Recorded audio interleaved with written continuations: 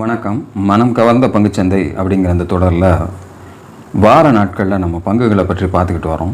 இந்த வாரம் நமக்கான தேர்வுகளாக பார்க்கக்கூடிய பங்குகளை பார்க்குறதுக்கு முன்னாடி புதிதாக இணைந்துள்ள அத்தனை நல்ல உள்ளங்களுக்கும் என்னுடைய மனமார்ந்த நன்றிகள். உங்களுடைய லைக்ஸ், கமெண்ட்ஸ் மற்றும் சப்ஸ்கிரிப்ஷன் மூலமா நீங்கள் கொடுத்துட்டு வர்ற ஆதரவுக்கு மிக்க நன்றி.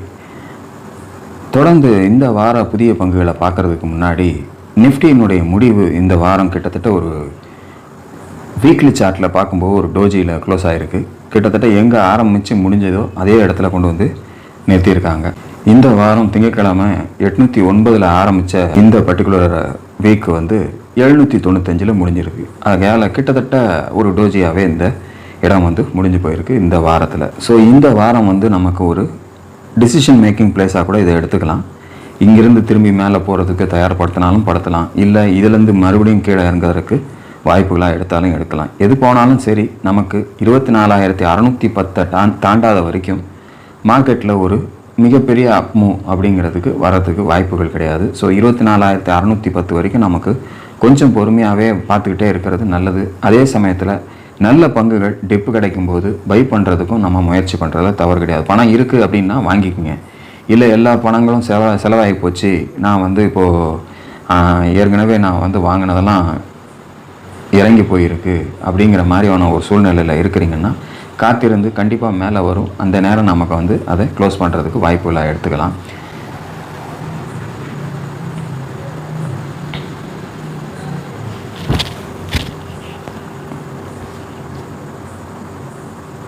ஏன் நான் இப்படி ஒரு சுச்சுவேஷனை உங்களுக்கு சொல்கிறேன் அப்படின்னா, சொல்ல முடியாது, தொடர்ந்து இறங்கக்கூடிய வாய்ப்புகள் ஏற்படவும் சான்சஸ் இருக்குது. அப்படிங்கிறதுனால கொஞ்சம் காசியஸாகவே இருக்கிறது நல்லது.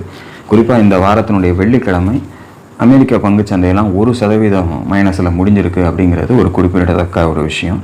ஸோ நமக்கு அந்த இம்பேக்ட் திங்கட்கிழமை மார்க்கெட்டில் இருக்கலாம்.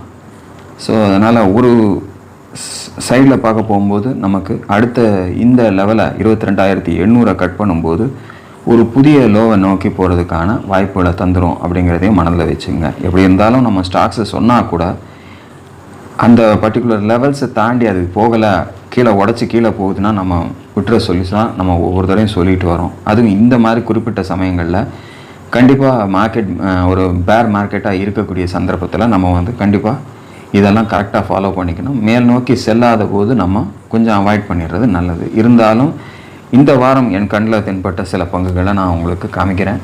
அப்படி ஒரு வேளை அடுத்த வாரம் அதெல்லாம் வாய்ப்புகள் கொடுத்தா, சில நேரம் பங்குச்சந்தை நமக்கு கீழே இறங்கி வந்தாலும் சில பங்குகள் அதற்கு மாறாக வேலை செய்யக்கூடிய ஒரு தன்மை உள்ளதாக மாறும். அந்த வகையில் இந்த வாரம் தேர்ந்தெடுக்கக்கூடிய புதிய பங்குகள் என்னென்னன்றதை நம்ம பார்த்துடலாமா? இந்த வாரத்துக்கான முதல் பங்கு JSW எனர்ஜி லிமிடெட். 496 ரூபா 60 இந்த வாரம் க்ளோசிங் கொடுத்துருக்காங்க.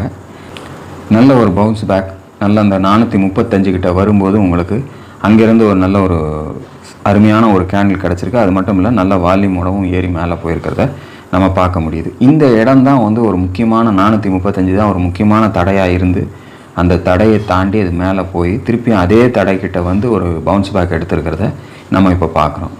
ஸோ இதுலேருந்து இது திரும்பி மேலே போகும்போது நமக்கு முதல் ரெசிஸ்டன்ஸாக வரக்கூடிய இடம் இங்கேயே நம்ம எந்த இடத்துல கிடைக்குதோ நம்ம முயற்சி பண்ணலாம். 435 நம்ம ஒரு தடுப்பாக வச்சுக்கிட்டு அப்படி முயற்சி செய்யும்போது முதல் லெவலாக நமக்கு வர்றது 615 அப்படிங்கிற முதல் லெவல் நமக்கு கிடைக்க வாய்ப்புகளாக இருக்கும். அதுக்கு அடுத்தபடியாக 660 அப்படிங்கிற ரெண்டாவது லெவல் நமக்கு இந்த பர்டிகுலர் பங்கில் கிடைக்கிறதுக்கு வாய்ப்புகளாக இருக்கும். அதற்கு முன்னாடியே உங்களுக்கு நல்ல ப்ராஃபிட் இருக்குதுன்னு தெரிஞ்சால் கூட நீங்கள் எக்ஸிட் பண்ணிக்கலாம். இதெல்லாம் ரெசிஸ்டன்ஸ் லெவல்ஸாக நான் கொடுக்குற விஷயம்.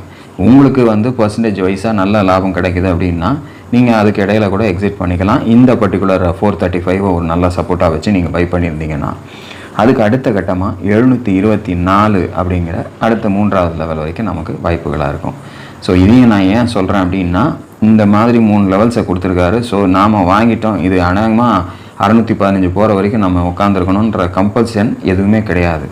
வாய்ப்புகள் அடுத்தடுத்து போகும்போது கரெக்டாக மேலே போய்கிட்டே இருக்குன்னா வெயிட் பண்ணி எங்கே உங்களுக்கு மேக்ஸிமம் ரெசிஸ்டன்ஸ் வருமோ அந்த இடத்த நம்ம கொடுத்துருக்கோம். அதை நீங்கள் பேஸ் பண்ணி அங்கே வரும்போது ஒரு வேளை தடைப்பட்டு திரும்புகிற மாதிரி இருந்ததுன்னா டக்குன்னு ஒரு 5 ரூபா 10 ரூபா வித்தியாசம் பார்க்காம டக்குன்னு க்ளோஸ் பண்ணிவிட்டு வெளியில் வந்துடணும். நம்ம கண்ணில் படுற லாபத்தை அப்பப்போ கரெக்டாக எடுத்துக்கிறதுக்கு நம்ம தயாராக இருக்கணும் அப்படிங்கிறதுக்கு தான் இந்த மாதிரியான விஷயங்களை நம்ம சொல்லிக்கிட்டு வரோம். ஸோ ஆரம்பித்த இடத்துலேருந்து அது மேலே போய் திருப்பி இங்கே வந்து அதே இடத்துல வந்து ஒரு சப்போர்ட் எடுத்து நிற்கிறதுனால இதை நம்ம தேர்ந்தெடுத்திருக்கோம்.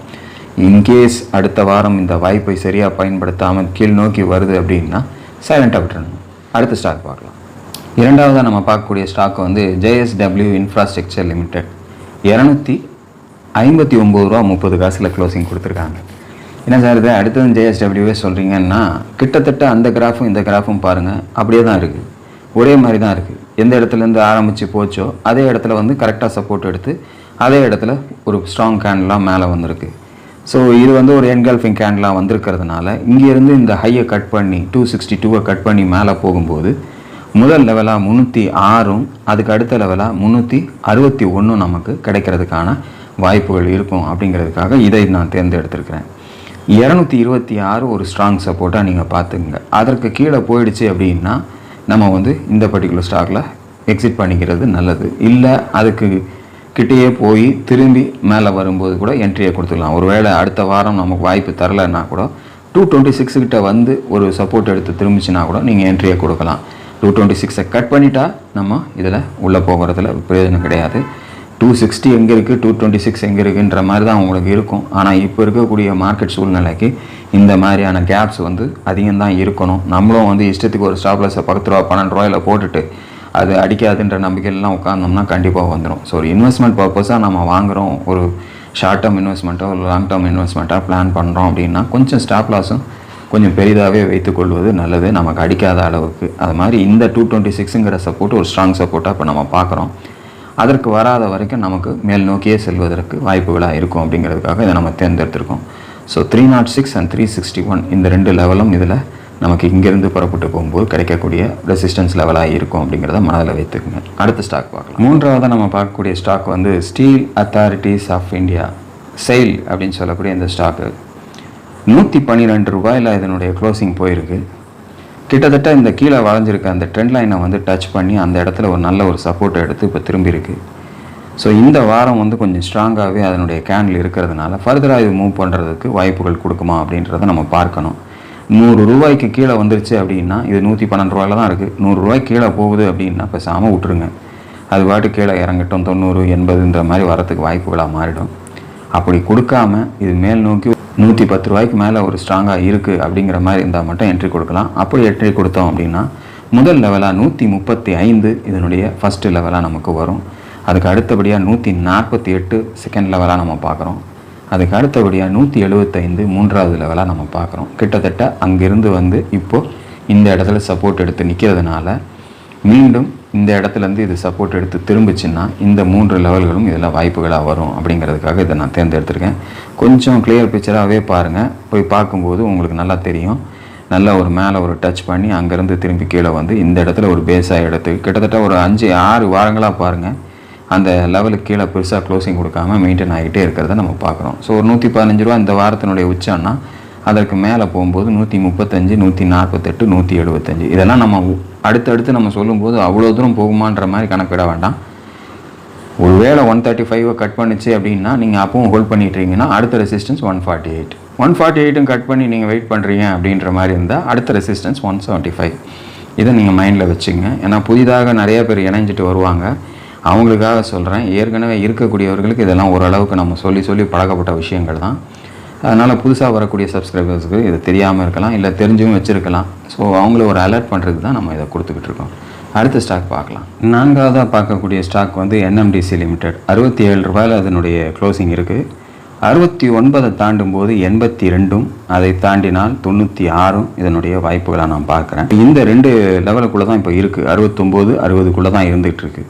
ஸோ ஸ்ட்ராங்காக 69 கட் பண்ணும்போது 82ம் 96ம் வாய்ப்புகளை அடுத்தடுத்த லெவல்ஸுக்கு வர்றதுக்கான சான்சஸை கொடுக்கும். கீழே 60 கட் பண்ணிட்டால் வீக்னஸ் கூடுதலாக ஆகிறதுக்கான சான்சஸ் இருக்குது. அப்படிங்கிறத மனதில் வச்சுங்க. எல்லாமே ரீசெண்ட் ஏர்னிங்ஸினுடைய இம்பேக்ட்ஸ் இருந்துகிட்டு இருக்குது மார்க்கெட்டில். ஸோ அதையும் பேஸ் பண்ணி சில ஸ்டாக்ஸுகள் முன்ன பின்ன போய்கிட்டு இருக்கு. ஸோ இதுதான் இந்த வாரத்துக்கான என்னுடைய தேர்வுகள். நீங்களும் பொறுமையாக ஆராய்ந்து உங்களுக்கு சரி அப்படின்னு பட்டால் மட்டும் உங்களுடைய முதலீட்டை கொண்டு போங்க. பங்குச்சந்தை வேகமாக சரிகிற மாதிரியோ இல்லை ஒரு பெரிய கேப் டவுன் வருது அப்படின்னா ரொம்ப அமைதியாக இருந்து நமக்கு இப்போ இருக்கக்கூடிய லெவலில் இப்போ இந்த பர்டிகுலர் ஸ்டாக்கை எடுத்துக்கிட்டிங்கன்னா 67 இருக்குது. மறுபடியும் இதனுடைய கீழ் சப்போர்ட்டுன்னு பார்த்தீங்கன்னா 60. ஒருவேளை 60 கிட்ட வரும்போது கூட நீங்கள் முயற்சி எடுக்கலாம். அதுக்கு தான் நம்ம கீழே ஒரு பேஸ் சப்போர்ட்டை கொடுத்துருக்கோம். 60 உடச்சிட்டோம்னா நம்ம இன்கேஸ் என்ட்ரி கொடுத்துருந்தோம்னா கூட அந்த 60 கீழே வரும்போது எக்ஸிட் பண்ணிவிட்டு இருக்கிறது நல்லது. ஏன்னா அது எங்கே போகும்னு சொல்லவும் முடியாது. அதே சமயத்தில் நம்மளை கரெக்டாக அது கட் பண்ணி கீழே உடச்சி போகுதான்றதை நம்ம பார்க்கணும். 60 கீழே 58 வரைக்கும் போயிட்டு மறுநாள் 64 போய் க்ளோஸ் பண்ணாங்கன்னா முடிஞ்சு போச்சு. ஸோ கன்ஃபர்மேஷன் அப்படிங்கிறது ரொம்ப முக்கியம். ஒரு இறக்கம் கொடுத்து ஒரு நாள் க்ளோசிங் கொடுத்துட்டாங்கன்னா மறுநாள் அந்த கன்ஃபர்மேஷன் கரெக்டாக அடுத்த லெவலுக்கு போகுதுன்னா மட்டும், அதுக்கு அடுத்து கீழே 58 கீழே 56 55ன்னு போய் க்ளோசிங் போச்சுன்னா மட்டும்தான் நமக்கு அடுத்த டவுன்ஃபாலுக்கு அது தயார் பண்ணிக்கிச்சுன்னு அர்த்தம். அப்படி இல்லாமல் அந்த லெவல்லேருந்து ஏமாற்றி நம்மளை திருப்பிக்கிட்டு மேலே வருது அப்படின்னா வெயிட் பண்ணி திருப்பி இது மேலே போகிறது தான் தன்னை தயார்படுத்துது. அங்கே வந்து ஒரு சப்ளை வருது அப்படிங்கிற நம்ம வேகத்தை புரிஞ்சுக்கிட்டு மேலே நோக்கி போகும்போது அதை பை பண்ணுறது ஒரு சரியான ஐடியாவாக இருக்கும். ஸோ நீங்களும் வந்து ஒவ்வொன்றையும் கவனம் எடுத்து பயிற்சி பண்ணி உங்களுடைய முதலீடை கொண்டு போங்க. நாங்கள் ஒரு பக்கம் சொன்னால் கூட என்னுடைய அனுபவத்தில் நான் உங்களுக்கு சின்ன சின்ன விஷயங்களை சொல்கிறேன். நீங்கள் வந்து செய்யும்போதே உங்களுடைய பயிற்சிகளை கொண்டு போய்கிட்டே இருங்க. அதனுடைய விளைவாக இப்போ நான் கொடுக்குறது வந்து ரொம்ப பெரிய ஸ்ட்ராங் கிராஃபெல்லாம் கிடையாது. ரொம்ப சிம்பிள் மெத்தட்ஸ் எல்லாம் தான் நான் உங்களுக்கு சொல்லிக்கிட்டு இருக்கேன். இதில் எந்த இண்டிகேட்டர்ஸும் போடுறது கிடையாது. இல்லை எந்த ஒரு டிஃப்ரெண்ட் ஆக்ஷன்ஸ் எல்லாம் நான் காமிச்சு இப்படி அப்படி நான் தனியாக தேர கொடுத்துருக்கேன், அதெல்லாம் எதுவுமே கிடையாது. ரொம்ப சிம்பிளாக ஒரு சப்போர்ட் அண்ட் ரெசிஸ்டன்ஸை வரைஞ்சி அதை பேஸ் பண்ணி தான் உங்களுக்கு இந்த மெத்தடை கொடுத்துக்கிட்டு இருக்கேன். அதனால் நீங்களும் பொறுமையாக நிதானமாக சிந்தித்து செயல்படுங்க. இதுதான் இந்த வாரத்துக்கான ஸ்டாக்ஸ். தொடர்ந்து அடுத்த வாரம் நல்ல ஒரு வாய்ப்புகளோடு உங்களை சந்திக்கிறேன். அதுவரையில் நன்றி, வணக்கம்.